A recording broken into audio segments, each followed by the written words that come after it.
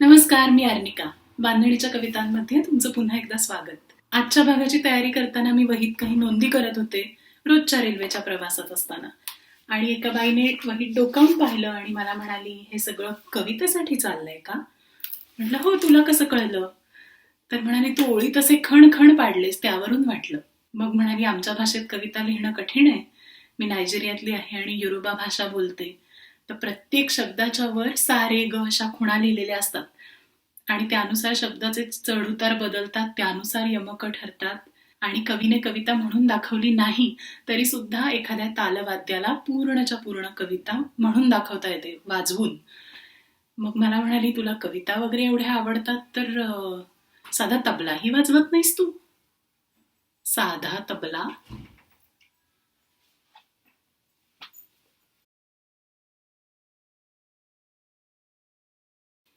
गेले 2-3 भाग बरं होतं ना? आपल्याला ऱ्हस्व दीर्घ लघु गुरु कशाचीही फिकीर नव्हती.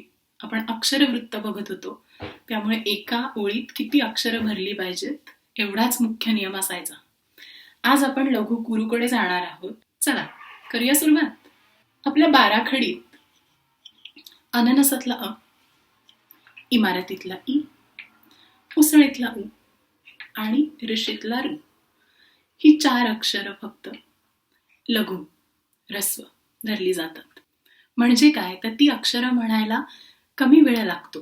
आता जेव्हा आपण कमी आणि जास्त याबद्दल बोलतो तेव्हा ती तुलना असते. ती अक्षरं म्हणायला कमी वेळ लागतो, तो कशाच्या तुलनेत? उरलेल्या सगळ्या अक्षरांच्या तुलनेत. म्हणजे आ आकारातला आ, औषधातला औ, अंबारीतला अंग, या सगळ्या अक्षरांच्या तुलनेत अ, उ, ई आणि ऋ पटकन म्हणून होतात.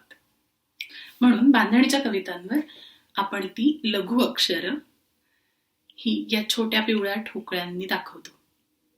आणि गुरु अक्षरं, जी म्हणायला दुप्पट वेळ लागतो कवितेत, या लांबड्या निळ्या ठोकळ्यांनी दाखवतो, जी पिवळ्याच्या लांबीला दुप्पट आहेत अशी. लघु अक्षरे जी असतात ती एक मात्रा व्यापतात. ती म्हणायला लागणारा वेळ मोजायचं युनिट ही मात्रा आहे. लघु अक्षरांची 1 मात्रा आणि गुरु अक्षरांच्या 2 मात्रा. आता अक्षरगण. अक्षरगण म्हटले की 1 अक्षर असू शकत नाही, एकट्याचा गण नसतो. 2 असू शकत नाहीत, दोघांची जोडी असते. म्हणजे गण म्हणायचा असेल तर त्यासाठी कमीत कमी 3 आपल्याला लागतील. 3 अक्षरांचा एक गण. आणि लघु आणि गुरु ही 2 टाईपची अक्षरं. मग सगळ्या प्रकारची नक्षी, सगळ्या प्रकारची कॉम्बिनेशन्स करून आपल्याला किती गण मिळतात आणि त्या गणांचं आपण काय करतो कवितेत ते बघूया. हा पसारा आधी आवरते, म्हणजे आपली पाटी कोरी होईल. आपण आपला पहिला गण घेऊया, मानावा. सगळी अक्षरं ह्यात दीर्घ असतात.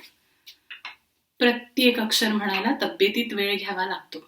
शब्दांची उदाहरणं द्यायची झाली तर कोणाला, गावाला, आकांक्षा, आनंदी इत्यादी इत्यादी. पुनरावृत्ती याची झाली की गांधर्वी, विद्युन्माला अशी वृत्त तयार होतात. अख्खा म गण 2 वेळा येतो आणि शेवटी एक गुरु अक्षर लागतं प्रत्येक ओळीत. ब्रह्मानंदी जीवाला, झोके देई जीवाला, काव्याची गंगा वाहे, गांधर्वी ती जाण आहे. आणि विद्युन्माला वृत्तात 2 वेळा म गण येतो आणि त्यापुढे 2 गुरु अक्षरं लागतात. त्याच्या लक्षण काव्यातलीच एक ओळ अशी आहे की विद्युन्माला तेथे बोला, जेथे मा मा गा गा आला. आता म्हणताना लक्षात आलं की इतकी दीर्घ अक्षरं सलग आपल्या बोलण्यात सहसा येत नाहीत. हे बहुतेक लहान मुलांच्या कवितेसाठी मराठीत छान वाटेल वृत्त. कोणी बघताय लिहून?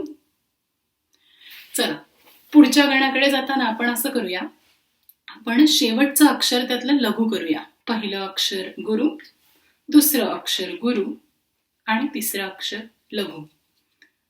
या गणाचं नाव आहे तगण. ताराप, तगण. हा तगण 7 वेळा आला आणि त्यापुढे एक गुरु अक्षर लागलं की मंदारमाला वृत्त तयार होतं. प्रत्येक ओळीच्या शेवटी येणारं अक्षर हे लघु असो किंवा गुरु असो, गुरुच धरलं जातं, कारण ती ओळ संपल्यावर आपण तिथे विसावतो आणि ते थांबल्यामुळे ते शेवटचं अक्षर लघु असलं तरी 2 मात्रा खातं. मंदारमाला कवी बोलती, हिस कोणी हिला अश्वघाटी असे, सातात कारी जिथे हा घडेपाद, तेथे गुरु एक अंती वसे. पुढे जाताना आपण या लघुची जागा बदलूया आणि हा माझा सगळ्यात आवडता अक्षरगण आहे. तुम्ही म्हणाल आता अक्षरगण आवडता कसा असू शकतो, सांगते ना. पहिला गुरु करू, लघुला आपण मध्ये आणूया आणि तिसरा परत गुरु करूया. हा झाला र गण, राधिका गण. आवडता माझा, कारण अर्निका माझं नाव या गणात आहे म्हणून. र गण 4 वेळा येऊन त्याची पुनरावृत्ती होऊन स्रग्विणी नावाचं वृत्त तयार होतं. 4 रा होऊनी येतसे स्रग्विणी, अच्युतम केशवम कृष्ण दामोदरम, सांजये गोकुळी सावळी सावळी ही गाण्याची पहिली ओळ त्यातली आहे. मान वेळाहुनी धुंद बोलू नको, हे स्रग्विणी मधलं गाणं आहे. किंवा मग अर्निका अर्निका अर्निका अर्निका असं 4 वेळा म्हटलं तरी ते स्रग्विणी वृत्तातच होतं. आता पुढे जाताना आपण लघुची जागा आणखीन अलीकडे आणूया, यमाता.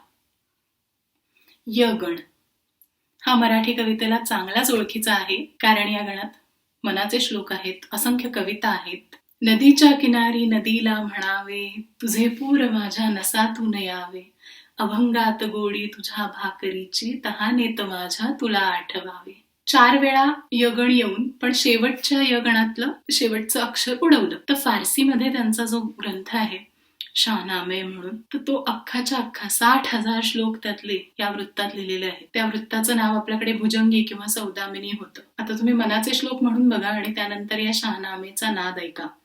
शेवटचं अक्षर उडवलं तर वृत्त एकसारखंच आहे. बिनामे खुदावंद जानो खिरद, खजीन बरतरंदीश बरनगजरद, खुदावंद नामो खुदावंद जाय, खुदावंद रोजी देहर रहनुमाय. पुढच्या गणामध्ये आपली पहिली 2 अक्षरं लघु असणार आहेत आणि शेवटचं अक्षर गुरु असणार आहे. हा गण होतो स गण, समरा. स गण 4 वेळा होऊन संस्कृतमध्ये तोटक वृत्त तयार होतं. त्याची लक्षणाची ओळ अशी आहे की वदती कवी तोटक वृत्ततया, चरणी सचतुष्टय येती जया.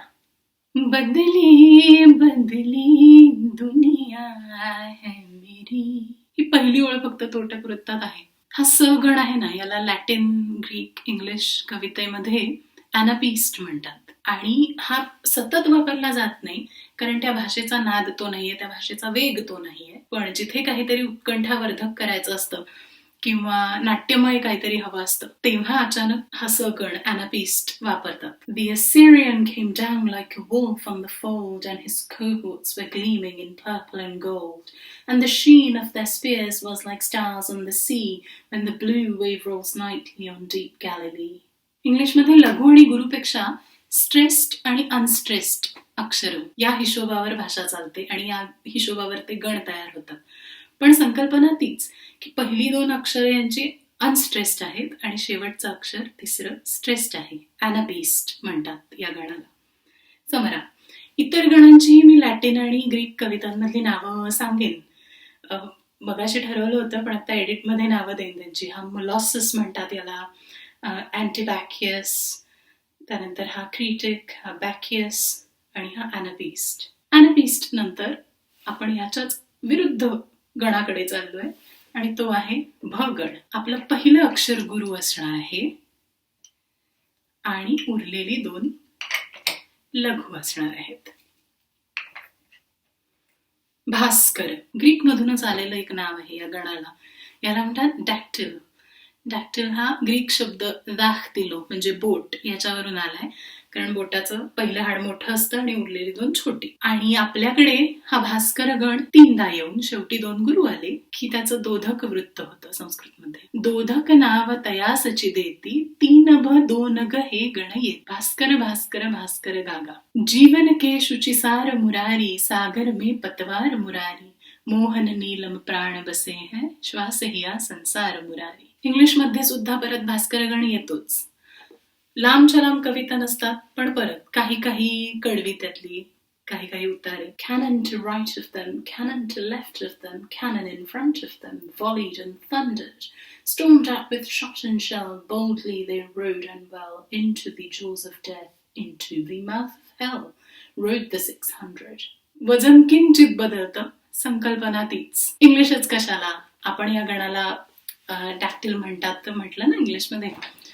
ग्रीक मधलं होमरचं महाकाव्य इलियाड ते सबंध महाकाव्य डॅक्टिलिक हेक्सामीटर मध्ये लिहिलंय. म्हणजे भास्करगण 6 वेळा येतो. मुळात भास्करगण 5 वेळा येतो आणि शेवटचा भास्कराऐवजी ते गा गा 2 अक्षर होतात त्याची. Meninaide theape eleia deo Achilleos ullo menenhe muria e caio i salgide theke. अख्खच्या अख्ख इलियाड. याच्या पुढचा गण आहे ज गण.